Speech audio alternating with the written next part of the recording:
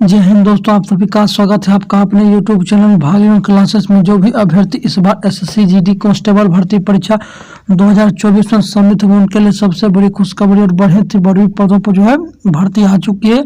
आज हम आपको इस वीडियो में बताएंगे SSC GD एग्जाम 2024 का न्यू सिलेबस, जिसका आगे एग्जाम आपका संभावना है होने का, और SSC GD reasoning syllabus detail बताएंगे। यानी रीजनिंग में आपको कौन कौन सा चैप्टर SSC GD भर्ती परीक्षा 2024 के लिए पढ़ना है।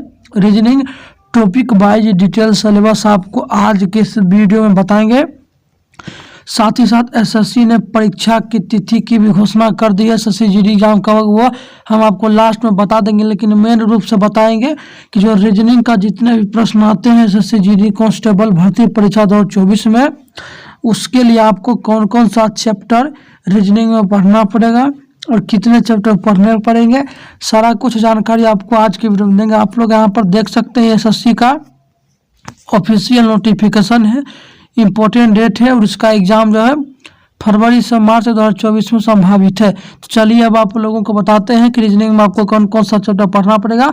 उससे पहले हम इसके लिए कौन सा बुक पढ़े उसके आगे का हम आपको बताते हैं।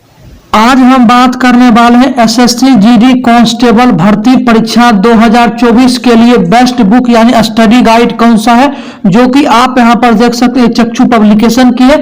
अगर आप इस पुस्तक को लेते हैं तो इसमें आपको SSC GD भर्ती परीक्षा 2024 का संपूर्ण पाठ्यक्रम का कवरेज मिलेगा। सामान्य बुद्धिमत्ता एवं तर्क शक्ति आपको इसमें मिलेगा। सेकेंड नंबर सामान्य ज्ञान एवं सामान्य जानकारी, प्रारंभिक अंकगणित सहित हिंदी इंग्लिश आपको मिलेगा। साथ ही साथ 2800 प्लस बहुविकल्पीय प्रश्न, 500 रुपये पर सफलता के 100% गारंटी है। यह पुस्तक हर हाल में अन्य पुस्तकों से श्रेष्ठ है। इसके साथ ही अगर आप अपनी तैयारी को और मजबूत बनाना चाहते हैं तो इसी पब्लिकेशन का एक प्रैक्टिस सेट भी आता है, जिसको आप लेकर अपनी तैयारी को बेहतरीन बना सकते हैं। अगर इस पुस्तक को आप घर बैठे मंगवाना चाहते हैं तो इस सभी पुस्तक का लिंक हमने वीडियो के नीचे डिस्क्रिप्शन में दे दिया, आप अभी जाकर मंगवा सकते। धन्यवाद।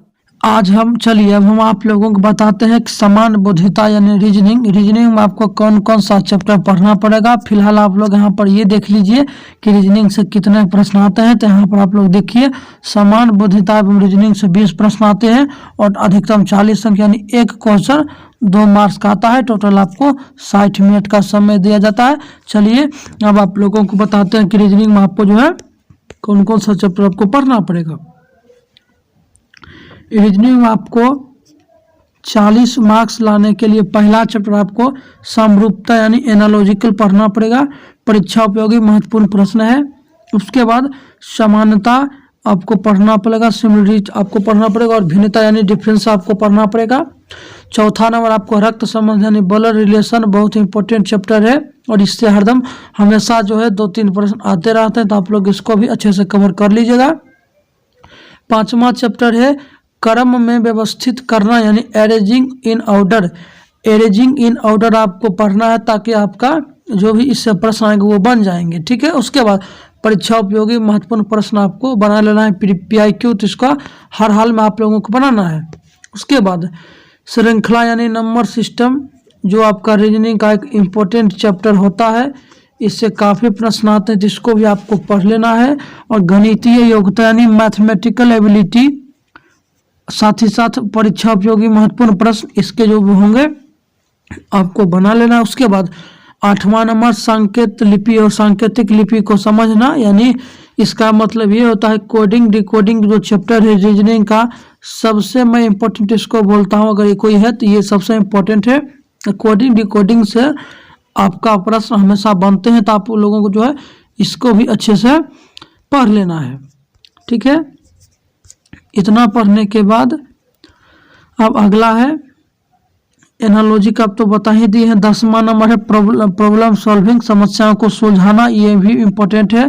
11वां नंबर जो आपको चैप्टर पढ़ना पड़ेगा 40 मार्क्स लाने के लिए, वो है अंक गणितीय तर्क यानी अरिथमेटिकल रीजनिंग आपको पढ़ना है। अंक गणितीय संख्या श्रृंखला यानी अरिथमेटिकल नंबर सीरीज आपको पढ़ना है। उसके बाद दृश्य स्मृति यानी विजुअल मेमोरी, खाली स्थान भरना यानी स्पेस विजुअलाइजेशन, ये भी सबसे इम्पोर्टेंट चैप्टर है, इसको भी आपको पढ़ना है। उसके बाद 15वां नंबर है विभेदन क्षमता, ये भी इम्पोर्टेंट है, इससे भी प्रश्न आते रहते हैं, तो आप लोग इसको भी देख लीजिएगा। उसके बाद पर्यवेक्षण ही ऑब्जर्वेशन, अवधारणा, concept, verbal and figure classification, आवश्यक संख्या यानी नॉन वर्बल सीरीज आपको पढ़ना है। क्लॉक एंड कैलेंडर यानी जो क्लॉक चैप्टर है रीजनिंग में वो पढ़ना है, और जो कैलेंडर चैप्टर है उसको भी आपको पढ़ लेना है। कथन एवं निष्कर्ष यानी स्टेटमेंट्स एंड कंक्लूजन, ये भी सबसे इम्पोर्टेंट है, इसको भी पढ़ना है। यानी कुल मिलाकर हम बोले तो रीजनिंग में जीडी में 40 में से 40 मार्क्स लाने के लिए टोटल आपको 21 चैप्टर पढ़ने पड़ेंगे। अगर इसको कर ले तो मैं 100% गारंटी देता हूँ कि आपका 40 में से 40 आप लोग आसानी से प्राप्त कर लीजिएगा, अगर ये आप 21 चैप्टर को पढ़ लेते हैं तो फिलहाल जो इसका मेन रूप था कि रीजनिंग में आपको क्या क्या पढ़ना पड़ेगा हमने आपको बता दिया। ठीक है, सारा कुछ हमने बता दिया। मिलते हैं अगले वीडियो, तब तक के लिए जय हिंद, जय भारत, वंदे मातरम। Thanks for watching. धन्यवाद।